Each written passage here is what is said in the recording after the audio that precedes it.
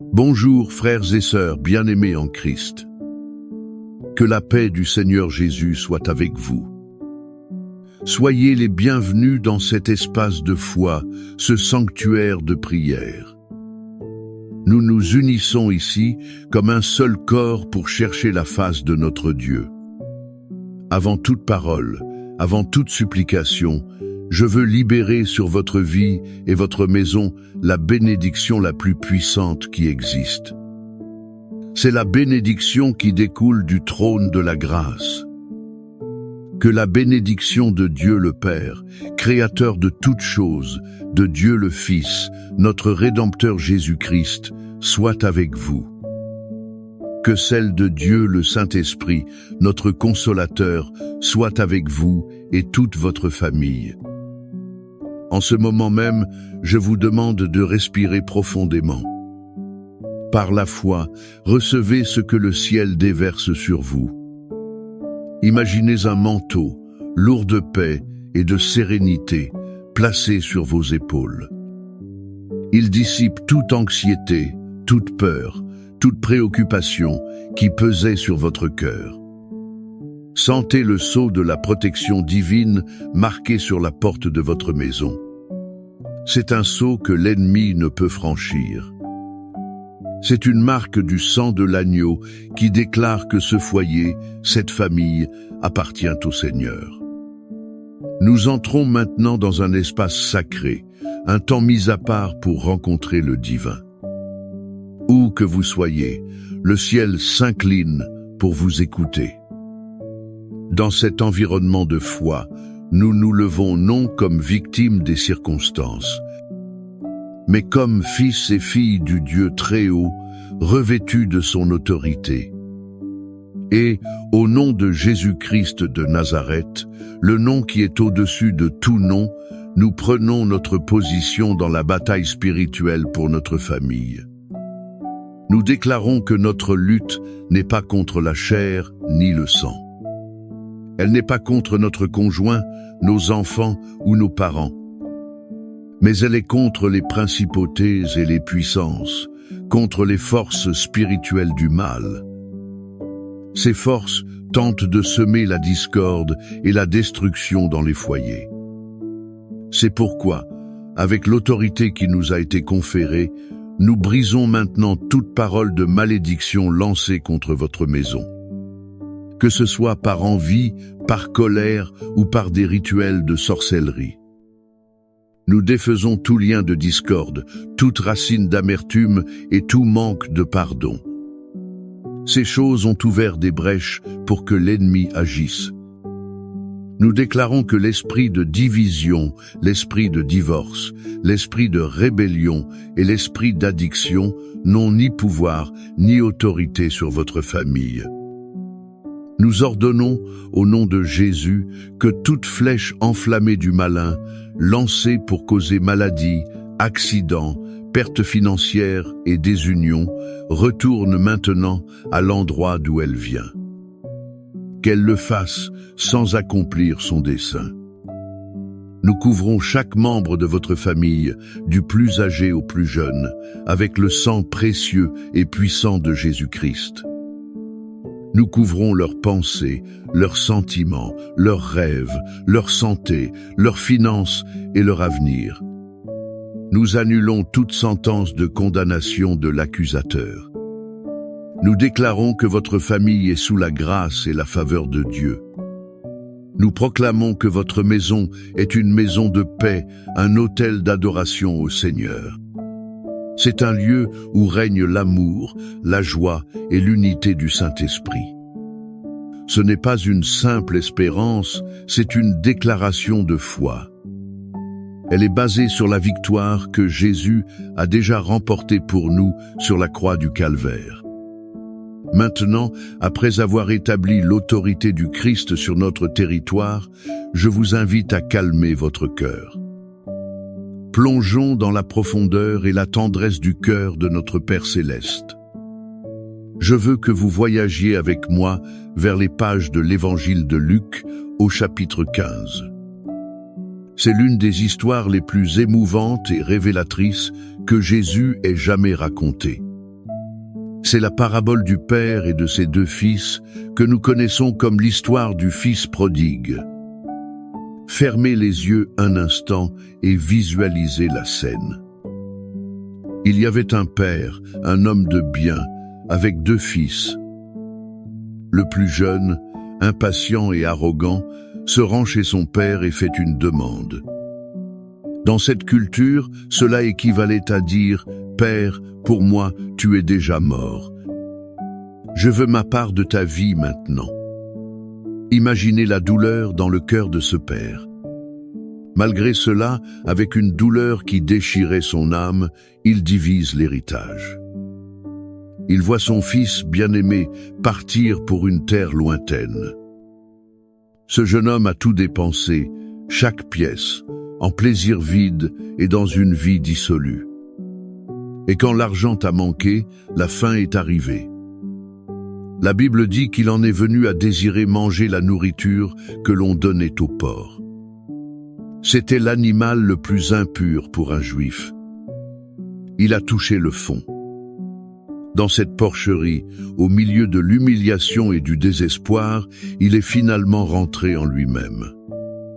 Il s'est souvenu de la maison de son père. Il se souvint que même les serviteurs de son père avaient du pain en abondance, pendant que lui, le fils, périssait de faim. Et à ce moment-là, une semence de repentir a germé. Il décida de revenir, mais pas comme un fils, plutôt comme un simple serviteur. Pendant ce temps, que faisait le père? L'Écriture nous donne un indice puissant. Elle dit, alors qu'il était encore loin, son père l'a vu. Cela signifie que le père n'a jamais cessé de l'attendre. Chaque jour, il montait au point le plus élevé de sa propriété et regardait l'horizon. Le cœur serré de nostalgie, il espérait voir la silhouette familière de son fils sur le chemin du retour. Et ce jour-là, il a vu. Son cœur a explosé de joie. Il n'a pas attendu. Il n'est pas resté les bras croisés, exigeant des excuses. La Bible dit que le père, un vieil homme respecté, a relevé ses vêtements et a couru. Il a couru comme un jeune homme, poussé par un amour désespéré. Il a embrassé son fils sale, malodorant, brisé. Il l'a embrassé à plusieurs reprises. Le fils a commencé son discours de repentir répété. Mais le père ne l'a même pas laissé finir. Il a crié au serviteur, apportez la meilleure robe. Mettez une bague à son doigt, symbole d'autorité restaurée. Mettez des sandales à ses pieds, car il n'est pas un esclave, c'est mon fils. Et tuez le veau gras, car nous allons faire la fête. Car ce fils à moi était mort, et il est revenu à la vie. Il était perdu, et il a été retrouvé. Quel amour est cela? De cette histoire extraordinaire jaillissent des leçons. Elles sont un baume pour nos familles aujourd'hui. La première leçon est celle-ci. L'amour de Dieu pour vous et les vôtres n'abandonne jamais. Peut-être êtes-vous un père ou une mère dont le cœur est brisé par un enfant qui s'est égaré. Un enfant qui a pris de mauvaises décisions, qui vit loin de Dieu et de sa famille. Vous regardez l'horizon de votre vie et ne voyez aucun signe de retour. Cette histoire est pour vous. Le Père Céleste regarde votre fils ou votre fille avec la même compassion et nostalgie. Son amour ne se fonde pas sur le comportement de nos enfants, mais sur sa nature immuable de Père. Il ne les a pas oubliés. Continuez à prier, continuez à espérer. Car l'amour du Père est la force la plus puissante de l'univers pour ramener un cœur à la maison. La deuxième leçon est qu'il y a toujours un chemin de retour. Peut-être que vous qui m'écoutez, vous identifiez au Fils. Vous sentez que vous êtes allé trop loin, que vos erreurs sont impardonnables. que votre famille ne vous acceptera plus jamais. Vous êtes dans votre propre porcherie de honte, de culpabilité ou de dépendance. Le message de l'Évangile est clair. Le chemin du retour à la maison du Père est toujours ouvert. Il suffit d'un pas de repentir, d'un moment de rentrer en soi-même et de décider de revenir.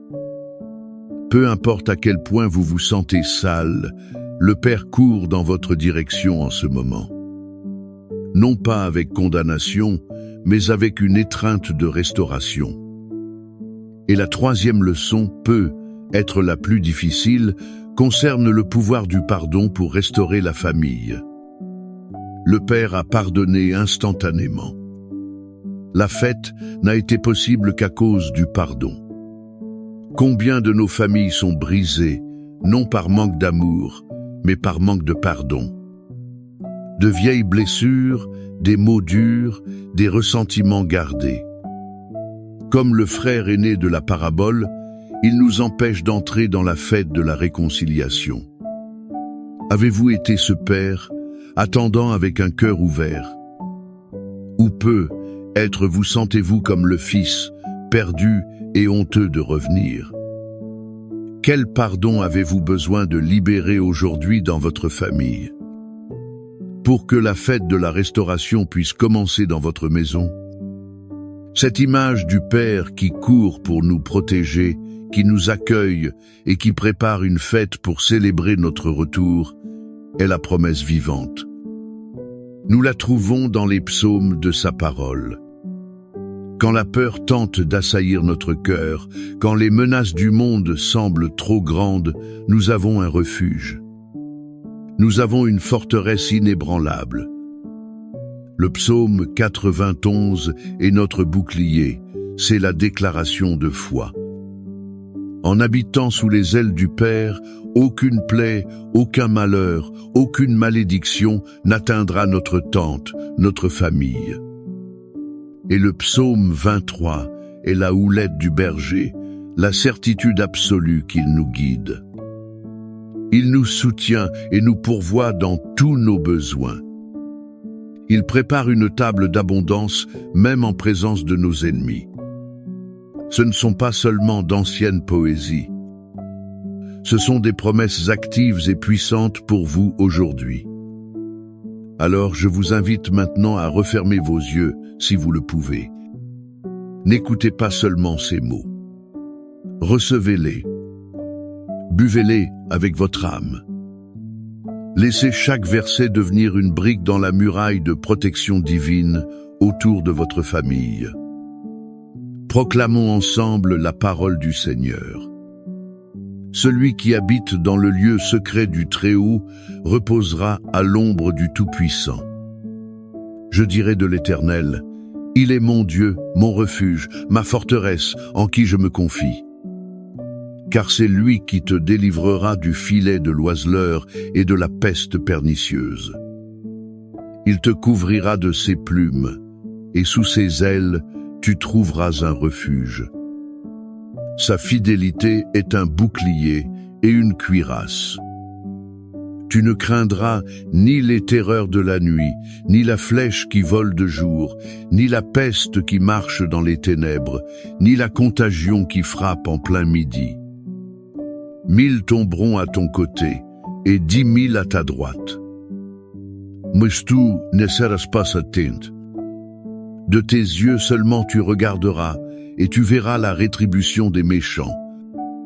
Car toi, Éternel, tu es mon refuge. Tu fais du Très-Haut ta demeure. Aucun mal ne t'arrivera, aucun fléau n'approchera de ta tente. Car il ordonnera à ses anges à ton sujet de te garder dans toutes tes voies. Ils te porteront sur les mains de peur que ton pied ne heurte une pierre. Tu marcheras sur le lion et sur l'aspic. Tu fouleras le lionceau et le dragon. Puisqu'il s'attache à moi, je le délivrerai. Je le protégerai, car il connaît mon nom. Il m'invoquera, et je lui répondrai. Je serai avec lui dans la détresse. Je le délivrerai et je le glorifierai. Je le rassasierai de longs jours et je lui ferai voir mon salut. Père saint et bien-aimé, Dieu du psaume 91, Père de la parabole qui court à la rencontre du Fils. Nous venons devant ton trône de grâce avec les cœurs remplis de ta parole. Nous te remercions parce que ton amour n'est pas une théorie, mais une réalité vivante et pulsante. Et maintenant, sur la base de cet amour et de ces promesses, nous te présentons chaque famille qui entend cette prière. Seigneur, nous élevons devant toi chaque fils et fille qui s'est écarté du chemin. Comme le fils prodigue, il est parti pour une terre lointaine de solitude et de péché. Père, nous demandons que ton Esprit Saint les fasse rentrer en eux-mêmes maintenant même. Où qu'ils soient, qu'ils ressentent une nostalgie insupportable de la maison du Père. Brise l'orgueil, défais les tromperies et crée en eux un désir ardent de revenir. Et à nous, Père et Mère, donne-nous un cœur comme le tien. Un cœur qui attend, qui prie sans cesse et qui est prêt à courir et à embrasser, sans accusation et sans ressentiment. Nous déclarons par la foi le retour des prodigues à leur foyer et à ta présence. Nous prions maintenant pour les mariages en crise, pour les foyers où la communication s'est brisée et l'amertume installée. Père, que le pouvoir du pardon, que nous avons vu si sublime dans ta parabole, puisse inonder ces cœurs. Là où il y a des blessures, apporte ta guérison. Là où il y a des murs de silence, renverse-les avec ton amour. Restaure l'intimité, le respect et l'alliance matrimoniale.